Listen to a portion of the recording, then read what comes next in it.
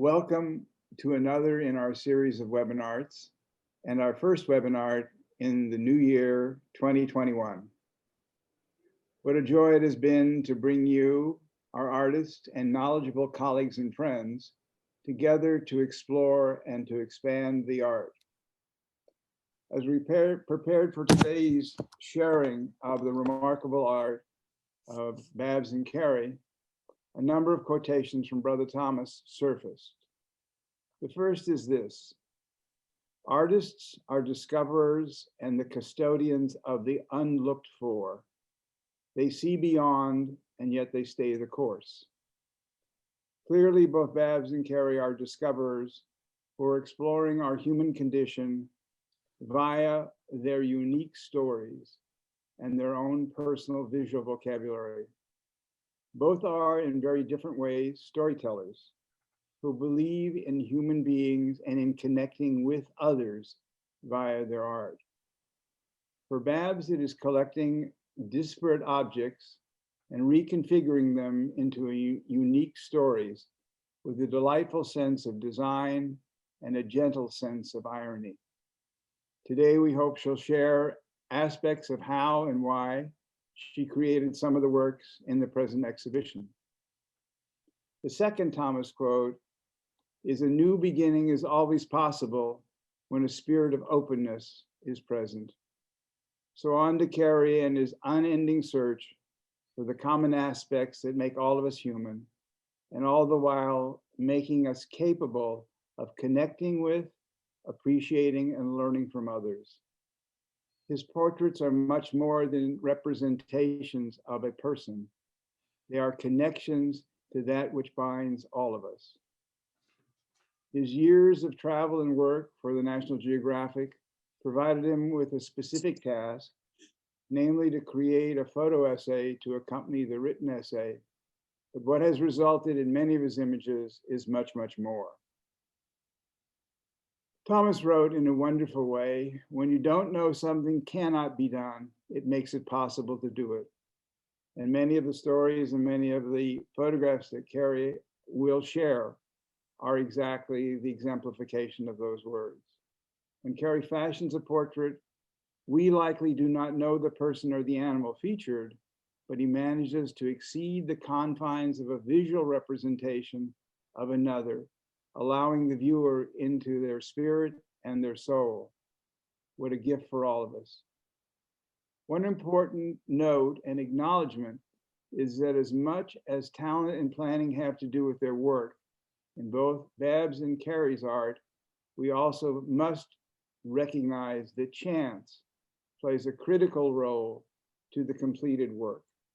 It is, however, for them to see these chance opportunities and to then gently wrap them into each of the works. The chance meeting with friends is also to be embraced. So we are pleased that Jim Fitz, a longtime friend and colleague of Babs and Cary, will join us. Jim has wandered through life as with a distinguished career in design and advertising, and more relevant to today's exchange, with a long-standing friendship with both artists and a great affection for their work. Rose, if you'd share with us the general confines and descriptions of the contest, I'd appreciate it. I can do that. I can do that. So this WebinArt featured a chance to win the cookbook Sofrito, Tradition and Innovation in Tuscan Cooking, signed by the chefs and authors Cary and Barbara.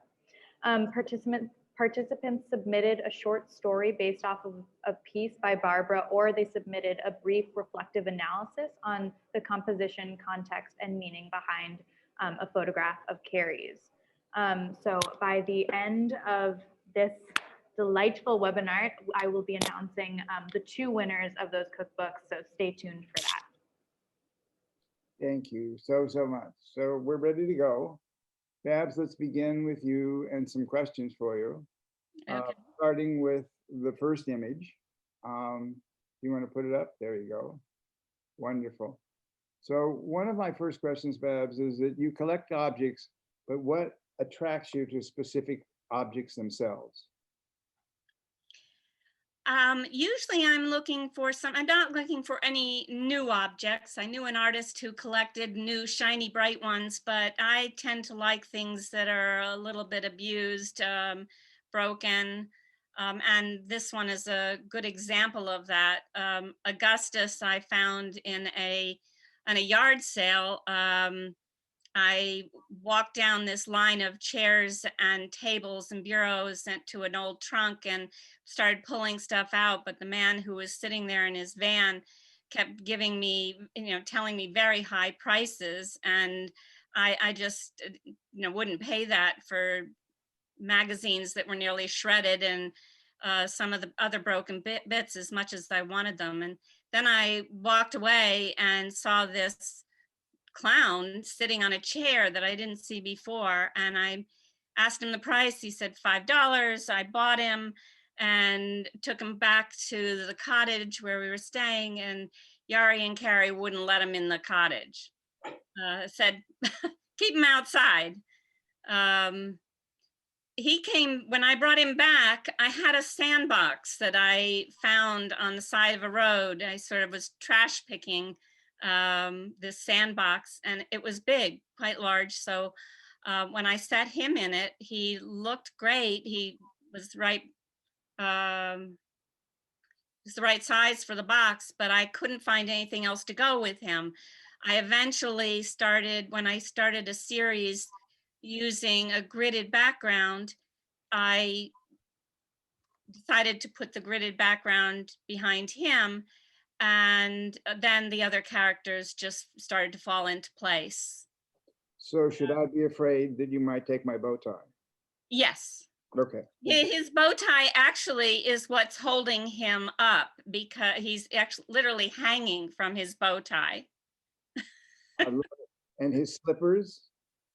Yeah, his little felt slippers, they're the things I had to stitch up. His stuffing was completely falling out of him when I found him, and gave his face a little bit of a wash. The doll company that makes him makes a clown and a hobo. He's somewhere in between, and I really don't know what he is. But right now he's a larger than life politician begging for money and shredding some and listening to bad advice from while parties below are deciding the future. Lovely. And that's the origin of the title? Yes. Absolutely terrific. Can we look at the next one, Rose?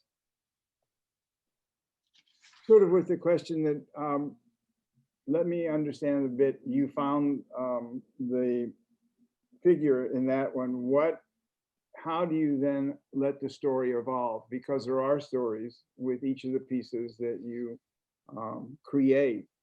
Are the objects then the initiators of that, or is there something that you have in mind that you would like to say? Well, this particular piece started as a part of a series called Square Inches of Face, where I created grids and in the background a square grid, and then took a face. This particular face, it was a small drawing in the back of a coloring book that I blew up. But at this point in the series, I decided to do something a little different with the grid. So the grid is the chalkboard behind her, with the clothesline hanging in front. And then there's this in the following the figure that has the marble on her as her eye. There's a little girl drawing that she made, and then I found that little toy doll that has the plaid skirt, and then by chance found the advertisement with the girl with the plaid skirt, and then the Ladies' Home Journal drawing of a woman in a similarly colored dress. It sort of represents a child's view of her future. And so is it both dreams or fears? I think it's up to you, a little of both. Sounds like what life might be. Yes. Well, with the bugs up in the corner, maybe. That's wonderful. I love the drawing as a juxtaposition with the images that you've included with it. The next piece is one that, as far as I know, is not in the show, but I would love for you to talk a bit about it. Well, this one is called Configuration, and it's the first one that I've completed in a new series where I'm using crayon portraits. They were made in the late 1800s. They would take a photograph and enlarge it very faintly on a canvas or a piece of paper, and then draw with crayon, charcoal, the face and the clothing and the hair. And I think in this case, they must have made up the hair. Yeah. All the ones that I've found have rather unique hairstyles, but she is in my description of her, hanging above her, she has a cage, wire cage that's casting a shadow over her head and maybe her future. Rather incredibly interesting combination of what you found that is of the past and at the same time has a very present mystery to it, for me in any event. Yes. Do you have a response, or Jim, to this particular piece? Because it's one that I'm seeing literally for the first time. What about you? This is the first time for me seeing this piece as well. My assumption is this a brand new series for you, Babs? Yes, I have about 8 of these that I've been able to purchase, each one of them unique in their expression or their hairstyles. But you can see some of them behind me that are in the works, especially the little boy off to the side. He's a new procurement that he's got a wonderful bow tie, Bernie, if you can see that. Good. I'm happy about that. In any event, I think we'll be the last two wearing bow ties these days. For sure. Cary, what about your thoughts of this? I love this new series. I've always been in love with portraits, and anywhere we go in the world, I'm looking for them. And when we go to antique stores, I'm buying pictures, buying photographs from people's photo albums about whom I know nothing. And when these started to appear, I was very interested in what they were. But when Babs brought her hand to it, I was astonished to see how these, as with all her work, how these objects, these things that are from another time, another culture, another place, how they come together in a new story that speaks to a new audience and speaks to their interests. And these, I think, are going to be amongst the most powerful works that she's working on at the moment. Thank you very much. Let's look at one more piece, Babs, and then we'll move on to Cary in a minute. And with this piece, if you would sort of think about what would you like the viewers to experience and take away from the experience of seeing this or any of the pieces in the show?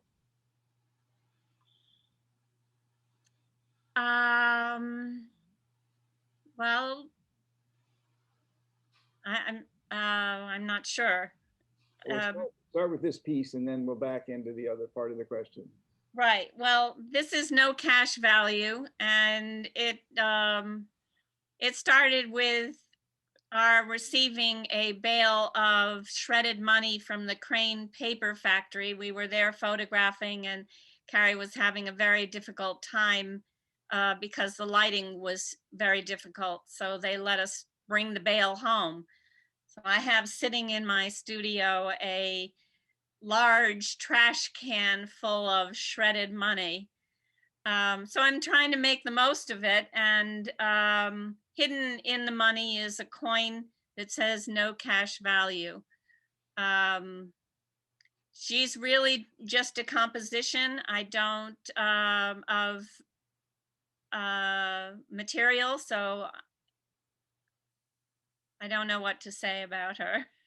Well, no, the issue is that when people look at the work, and when I look at the work too, I come away with a certain sense of who you are through your imagination, through your artistic vision, and at the same time, say to myself, so what was your intention as opposed to my takeaway from this? No cash value has a lot of meanings, obviously, certainly in our modern world. And I just read a book called Braiding Sweetgrass, which is about basically Native Americans' appreciation and gratitude for the world around us. So it doesn't have to have cash value in order to have value.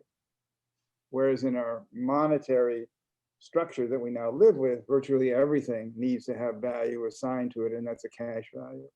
So it's a complicated kind of both title and image for me when I look at it and think about the inundation of greed that somehow fills our world, Yes. and seek from the art itself a kind of, not necessarily a way out, but at least a way to manage that reality.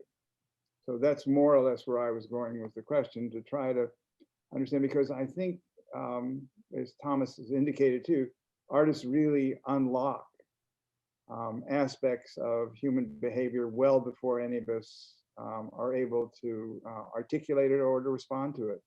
And so I see in many of these pieces both a sense of wit and humor, a sense of irony, but also a sense of the human condition. It's come through in quite a beautiful way in the installation. And I'm going to mention it now and then once again at the end. The installation of the exhibition of both of your works at the gallery is stunning.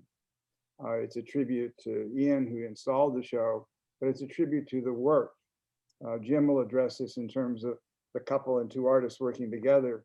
But what Ian did was actually create sort of matrimonial harmony in the most beautiful way by the juxtaposition. So hopefully people will be able to see the show, or at least see the virtual tour of the show, because both of your works really energize the viewer's opportunity to experience both the art that you've created.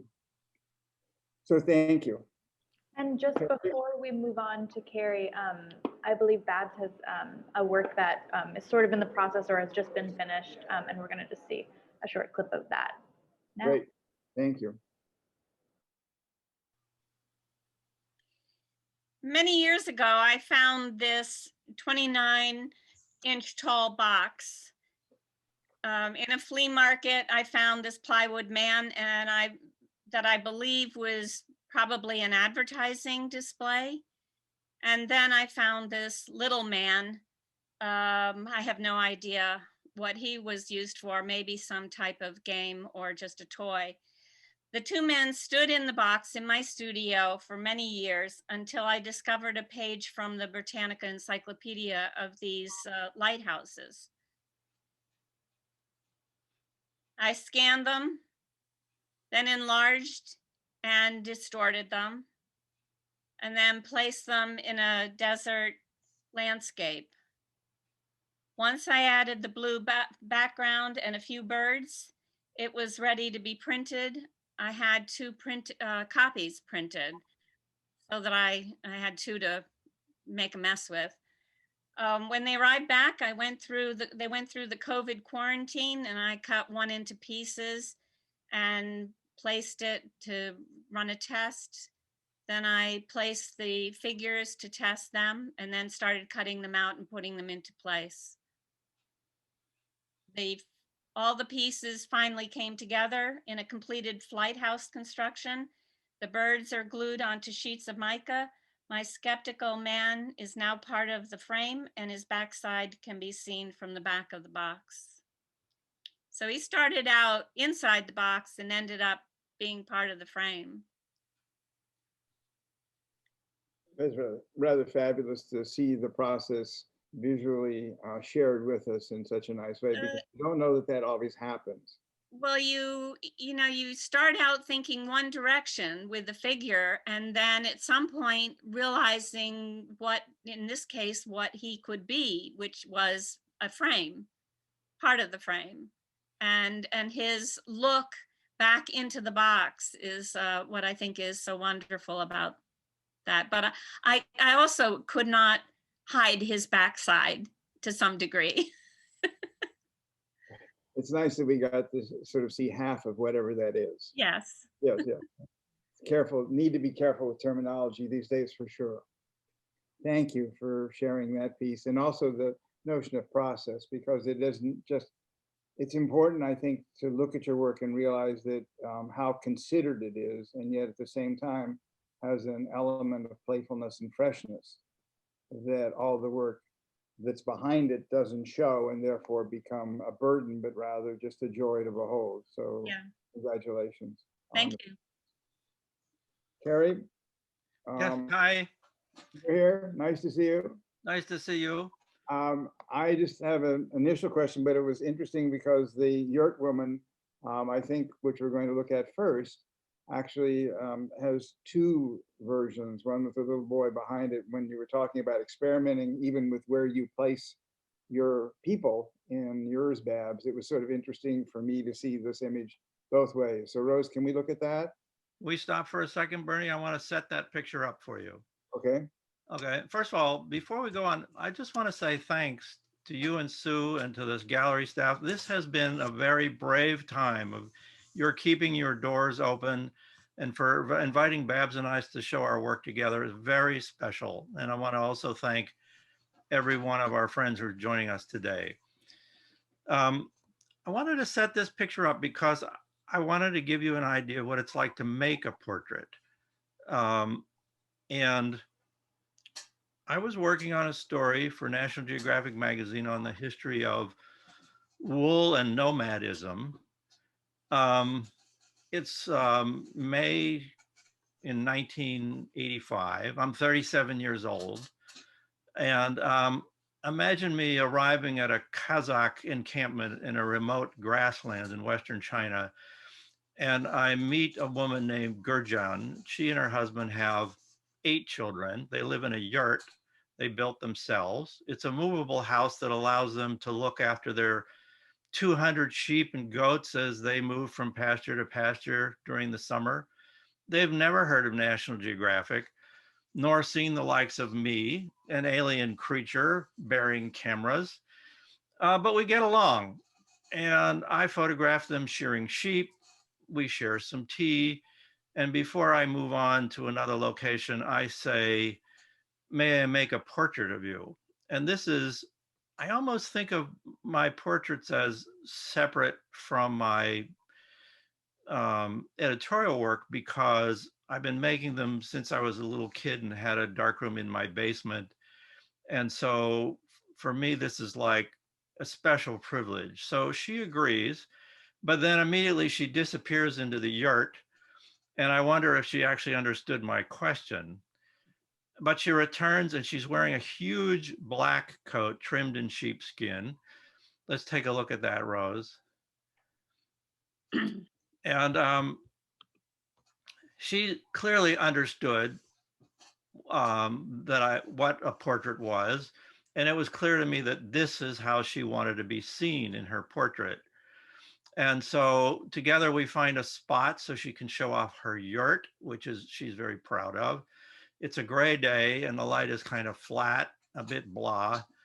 And I make this portrait and it's not bad, but just then Alfred E. Newman pops out of the yurt. Next slide. And suddenly we have a portrait and a half. And I think that, you know, you were talking a little bit about chance.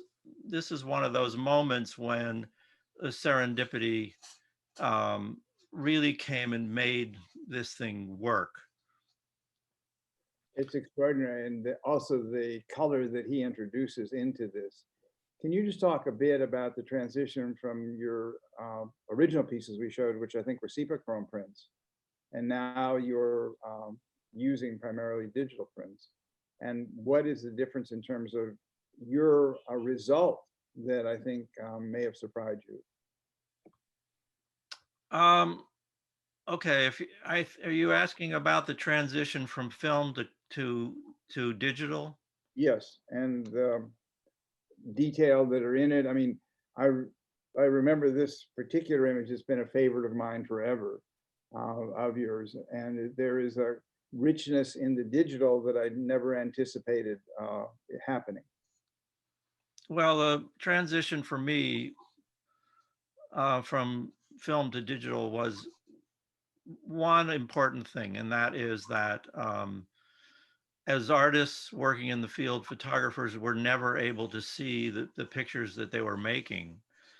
And in the first time I started working with a digital camera and I could see the image, uh, it was like a, you know, it was like a miracle. And it's a good thing and a bad. I mean, one thing is that if you're working in the field and you're never going to see your pictures, you compensate, you make a lot of pictures, and you're not worrying too much. You know, it might be months before you actually see the finished image. But with digital, you can see the image right away. And what happens is a lot of photographers, they take the picture and then they look down, and they take the picture and they look down, shoot and dip, we call it. And that can slow down and somehow interfere with the creative process.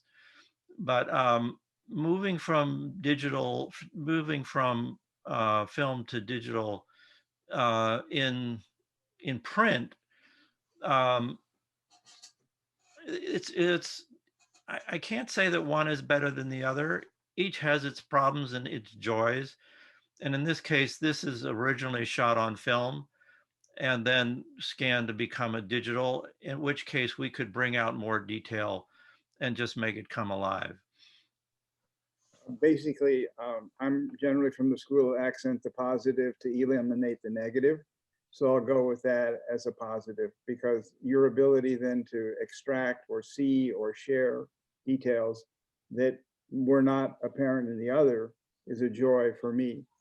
Talk a little bit about how you engage your subjects and how you are able to gain their trust and confidence that allows you to see into who they are beyond just the surface of who they are.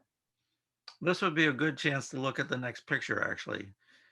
Um, these are,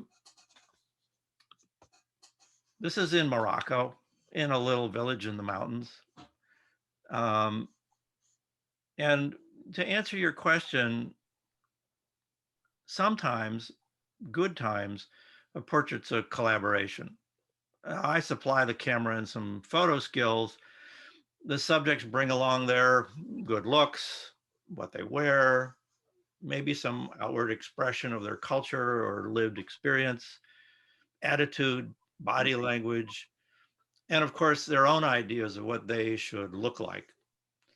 Um, I'm obsessed about light and shapes and how to make the best use of the four walls inside my camera.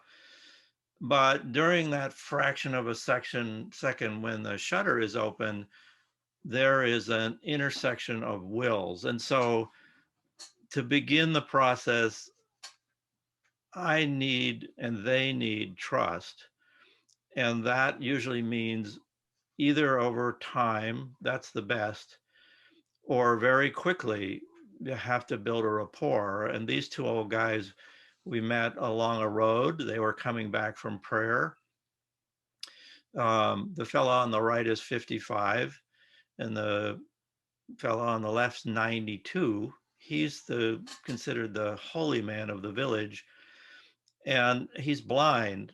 He's also quite a character. And when we chatted them up and walked with them a ways, because they were walking back to their home, I broached the idea of making some pictures of them, and they just loved the idea of being photographed. But by the time we got there, it was twilight, and there were really just minutes of light left in the day. And I was searching for a location where I could photograph them. And I really wanted to get that kind of sense of sculptural shape, but also let them present themselves. And this is a courtyard entrance to their house. And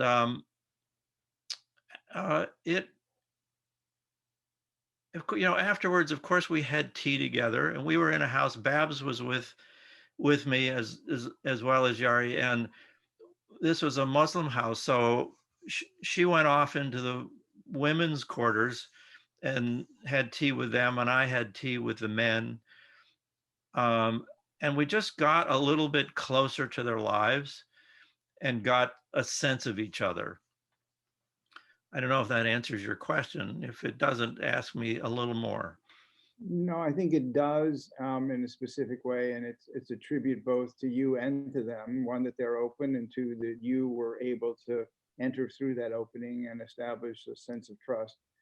For me, looking at the piece, what really comes out most is the sense of beauty, isolation, color, form, texture, everything that makes a wonderful work of art. So there's a mysterious glow to it that I sense in it. Many of these things I'm sure you intended, and I would guess some of them you didn't. But when you saw it, it must have said, oh my, because that's whenever I see this photograph, and for many instances, it's been framed and hanging in the office when I was able to be there before COVID. And it is just a very beautiful, accessible human experience, even though I don't know them. As I read a variety of books that take place in their world, I think I do know them. So I'm very grateful to you for having created a piece like this, and then to let it live beyond your story and the moments that you shared with them. Talk a little bit, and we can do it in the context of the next photo, about why you see these and why we should see these as works of art.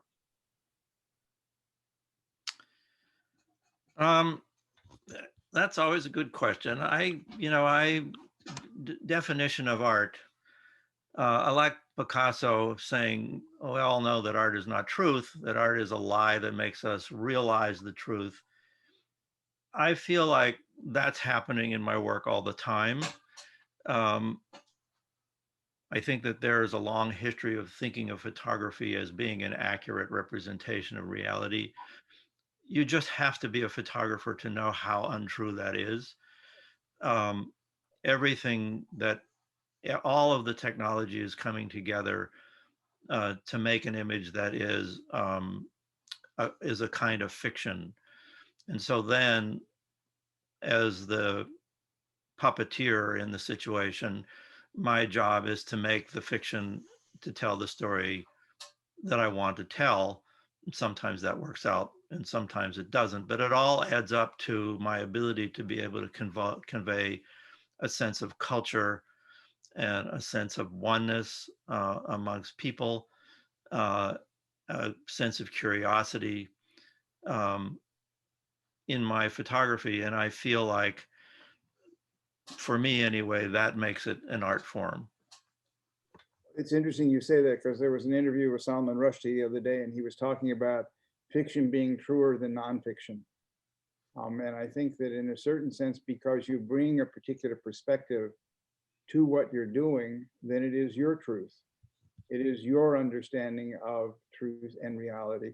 But talk a bit about this particular amazing photograph, because it's one that I did not know of before we did this exhibition. And I'd love to have a better background of it from your point of view. Oh, okay. When you're always in danger when you ask me about that. So this is Soe Sakamoto. He's an esoteric Buddhism leader. He's practicing something called Takigyo, which is waterfall training. This practice has a very long history. It's mentioned in the Tale of the Heike, which is a 14th century account of a struggle for control of Japan at the end of the 12th century. The waterfall at the top here is channeled through 6 dragon heads. Each flow represents a sense: sight, sound, taste, smell, hearing, and something called spirit, which is mind and body. He's standing under ice cold water and he's chanting the prayer of the 6 senses. Sakamoto arrived with a group of his own followers, and at first it kind of felt like a picnic or a day out. The scene felt like a day at the beach. But when the others in his group came chilled and toweled down and jumped into the bus to warm up, this fellow stayed on. And there was really a transformation from me photographing a scene to me making a portrait when I realized that, you know, he was deeply involved in a spiritual experience. And the other thing that struck me at that moment was not that he wanted me to leave, but that he wanted me to stay so that he would be seen in this way as staying and as following a tradition that was 1,000 years old and that he was carrying on as those had before him. I love the setting as well. Somehow the rock and the nature around him embraces him in a way that does make it seem almost eternal. That it seems accessible. Not that I'm interested in taking a cold shower, but it seems like if one wants to be transported to a different space and spiritually, that this is just one of the ways to do it. And the fact that you were able to both capture him, but also have him want you as part of that moment is a tribute, I think, to you as well. Let me ask now, if we can, to ask Jim, who's been very patient, to join us and to explore a set of issues around two artists in a household and how that works. The gallery over the years has worked with a couple of couples, actually 3 that come to mind immediately, and they all enjoyed a very wonderful and creative relationship. So Jim, happy to have you and looking forward to your questions and thoughts. Thank you, Bernie. Honored to be here. As you said early on in the intro, I've known Cary and Babs for quite some time, and they know that I'm their #1 fan for both of them. And I've been fascinated that here's a husband and wife couple. They seem to get along incredibly well. I've never heard them swear at each other. I've never seen them throw household stuff at each other. They seem to work as a team. So my question, and I'm fascinated with, is I can see that you guys work together very well. When do you engage each other? Cary, when do you engage Babs? Babs, when do you engage Cary in the process of concept through execution? Is there any particular time you're looking for counsel or input or critique? And if so, how does that work, and how does that amplify the effectiveness of your pieces?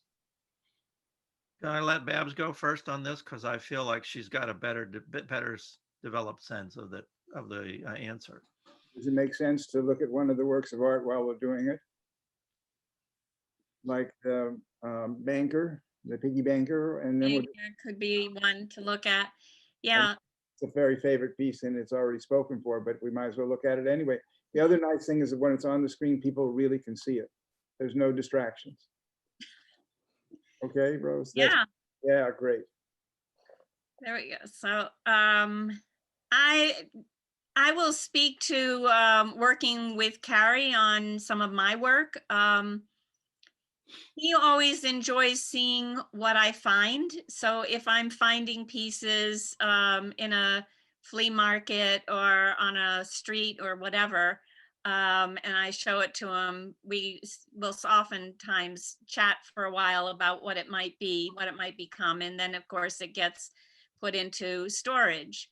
The other times he's picking up things. I probably, a good quarter of what I have to work with might probably something that Cary has brought back from his travels, or we've found together on our travels. Again, this piece has the money that we found out at Crane Paper Factory. It's an old clock box. I had some difficulty trying to attach the globe. Probably would have had a flat glass, but I chose to put a globe on it, a half globe. And we sort of strategized how to make that happen. But often I have Cary come at maybe partway through, almost to the end, and give his opinion of the box to see what he sees in it, and get a different sense, see if he sees what I'm seeing or sees something else. And he's wonderful at giving his criticism, and I listen to him. Can I just add to that? I was going to say, you get equal time. Okay. So when Bab says we have a lot of stuff around, if you came to our studio, it's unbelievable. You know, there's hundreds of little drawers holding objects that you just have no idea what they are or where they've come from, but they each have individual beauty. And when Babs has, like the box she was showing you before, the tall one that was sitting around for a long time, I walk through her studio and see something and pick it up and, you know, just put it in the corner of the box.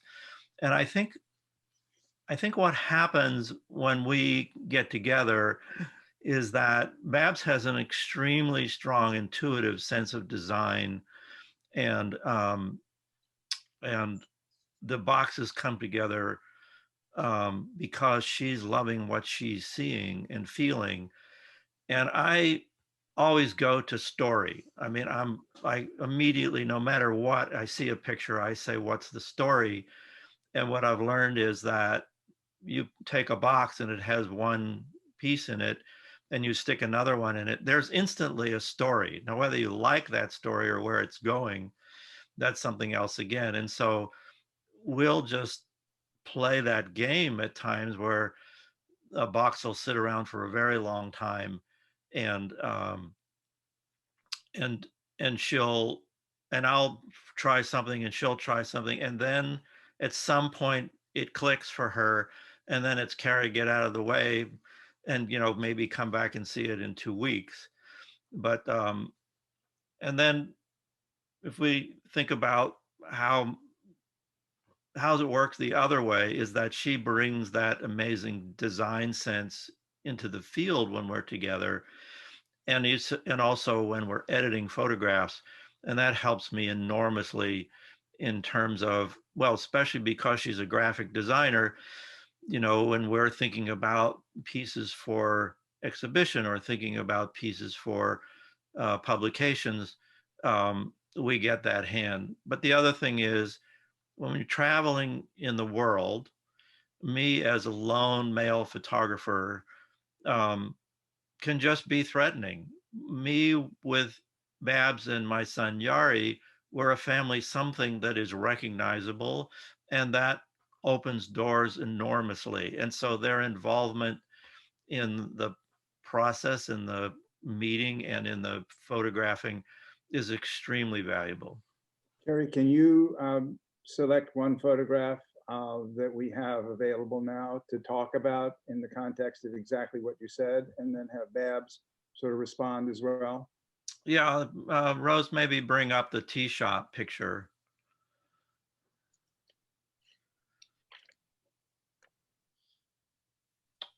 This is an example of the kind of situation that I'll find myself in a lot. And you can imagine, this is in Chengdu. This is a tea shop. There's like 9,000 tea shops in Chengdu, and a lot of them specialize. There might be storytelling places. There might be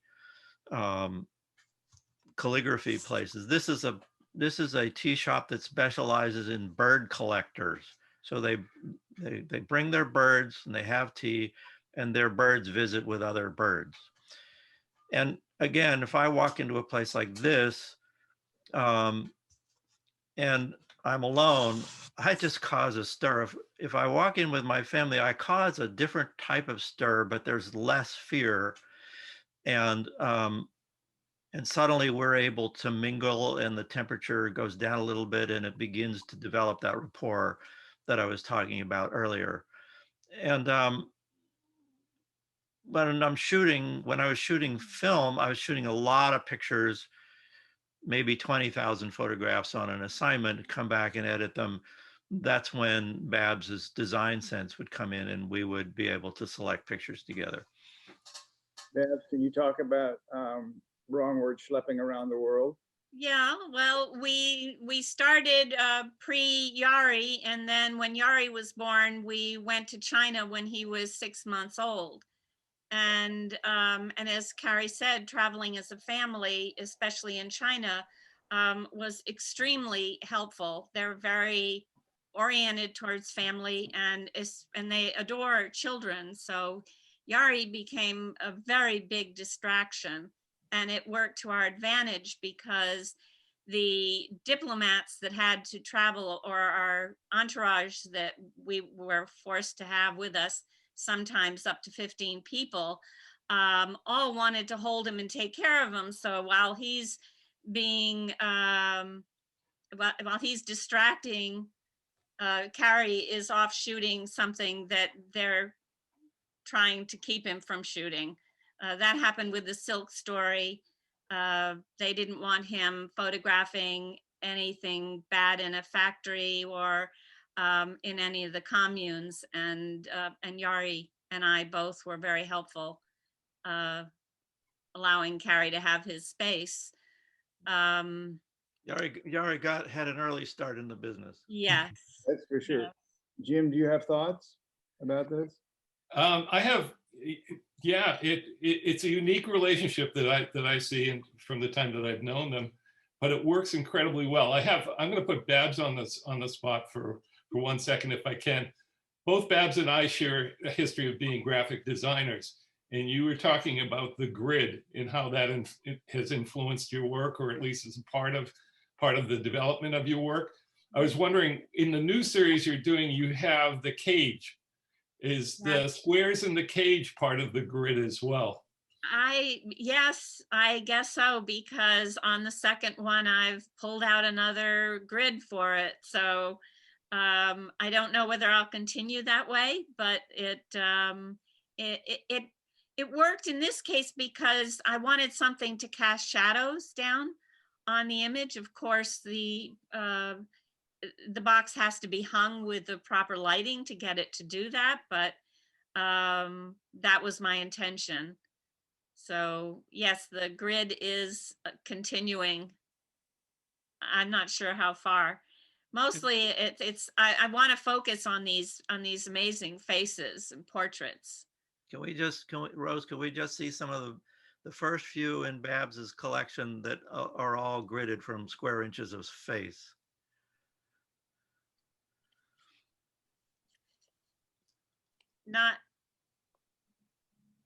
Not this one, Rose. There are a couple of others. Activate. 1 second. They're in that little group of images that are near the bottom of the screen. 1 second. Found him. Good.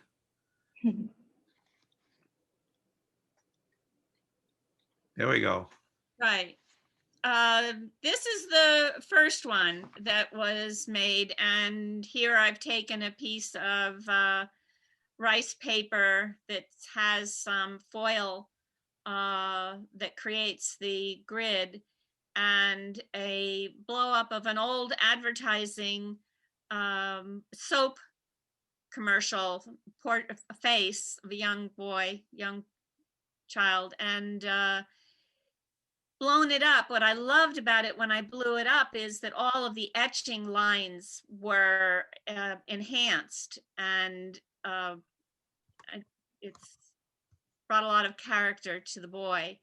He's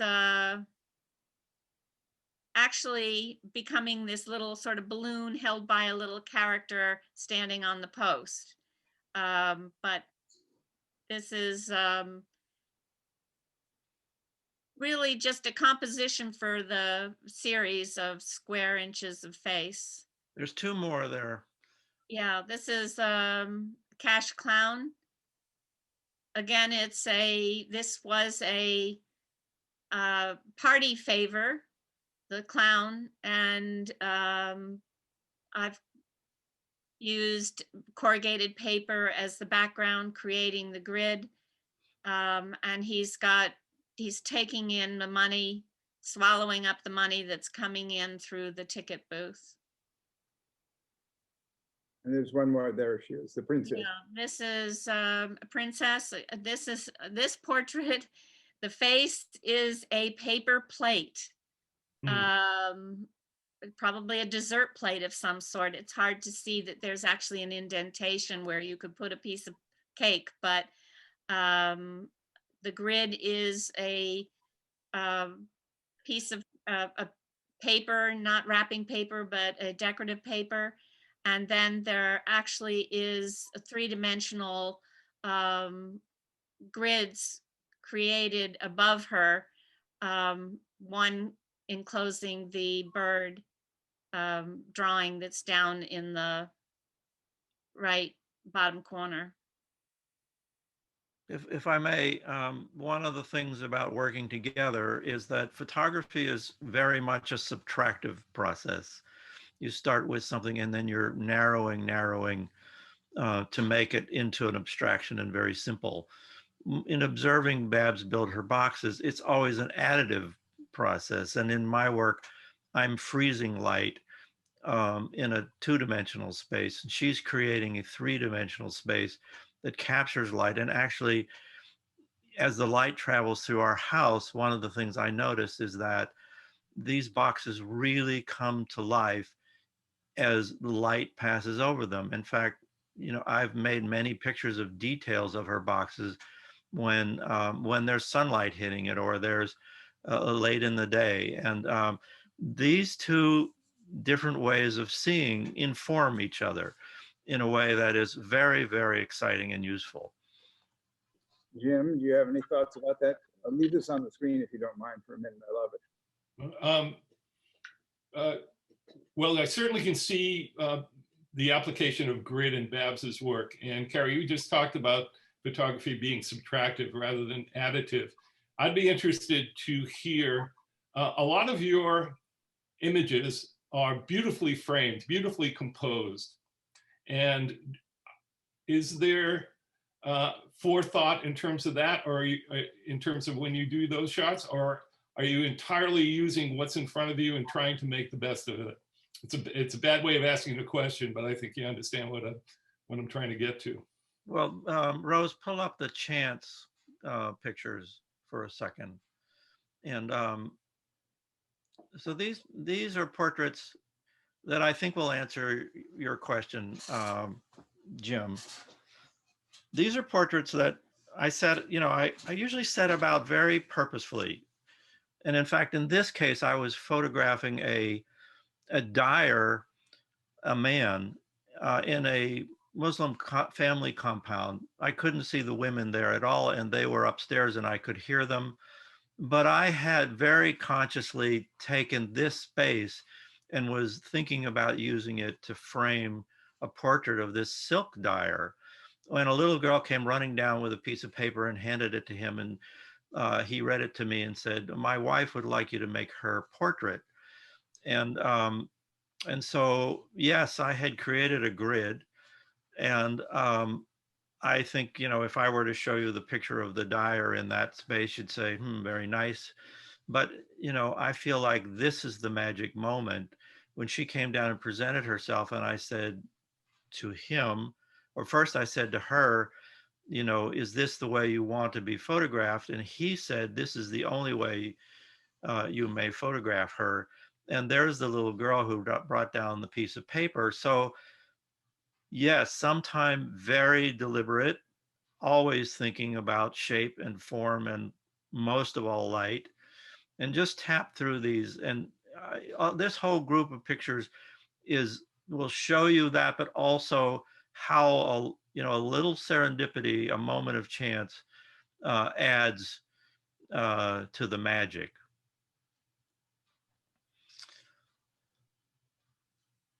This is in a mosque, and he's holding one shoe because he only has one leg. There's my grid, Jim.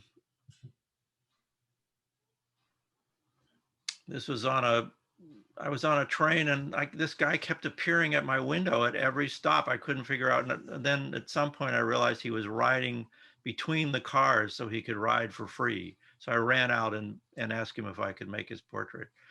And this last one, there's one more, Rose. There again, you know, I think this is right on the edge of what I would consider a portrait, but in my thinking, everything came together here by chance. I was looking at the background. We're at the Taj Mahal in Agra, and this woman came across, and you can see just in the corner of the picture on the left, there's a little boy looking at me.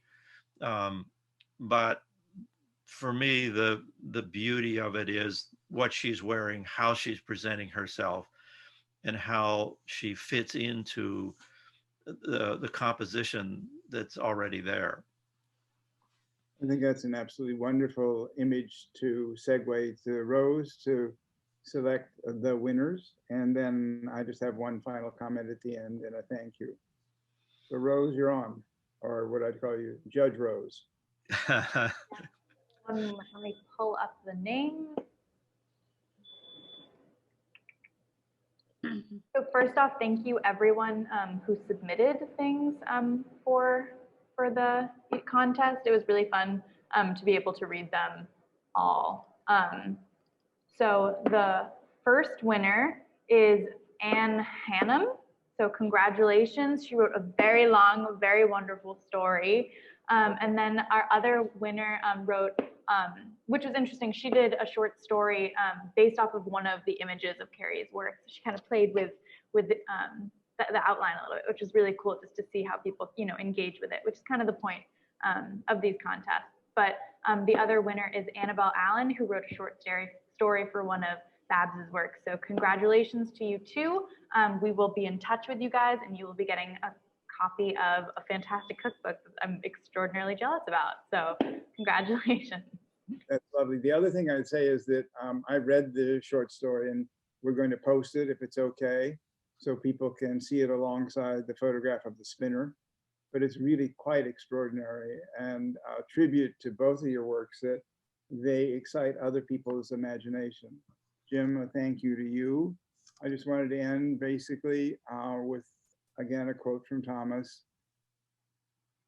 Perhaps we are made to look back just for the experience of being amazed as much by what we have done as by what we can still do. So hopefully that is an encouragement for both of you. Yes. Continue your work, continue to work together to create this opportunity for all of us to benefit from your worlds.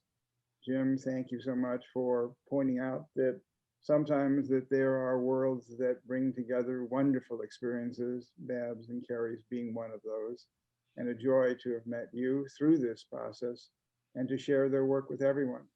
So thank you much. I do encourage you, and we will post with this, it's recorded, a number of opportunities. One is the virtual tour of the gallery, and two, the catalog is available, but there's also an e-catalog that will be made available to you. It's been an absolute joy. Thank you both for pushing and stretching to get this together in a short time. And it really brings to mind on an ongoing basis, the best of us is already here, and yet some of it's still ahead of us. So thank you everyone for joining us. It's been an absolute joy and delight. Thank you. Thank you. Thank you. It's an honor. Bernie. Thank you, so Jim. much. Thank you, Rose. Thank you.